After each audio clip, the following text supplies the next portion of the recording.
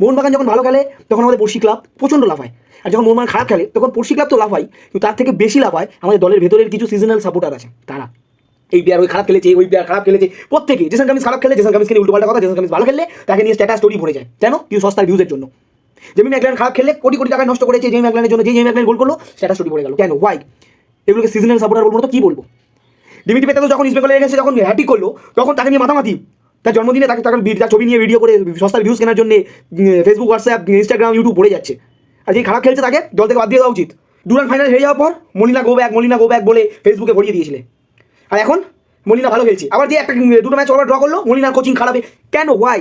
একটা ক্লাব সবসময় ভালো খেলবে, একটা প্লেয়ার সব সিজনে ভালো খেলবে, এটা কোনোদিন এক্সপেক্ট করা যায় না। হ্যাঁ জানি ক্লাবের ঊর্ধ্বে কোনো প্লেয়ার নয়, বা তাই বলে এই নয় যে একটা প্লেয়ার ভালো খারাপ খেলছে মানে সেই প্লেয়ারটাকে বাদ দিয়ে দাও করে লাফানো বাঁধের মতো, এগুলোকে সিজনাল সাপোর্টার বলে ভাই, সোজা কথা বলছি। কারণ খারাপ লেগে থাকলে আই এম সরি। হ্যাঁ এবার দেখো, দিমিত্রি পেত্রাতোস খারাপ খেলছে, ভালো খেলছে,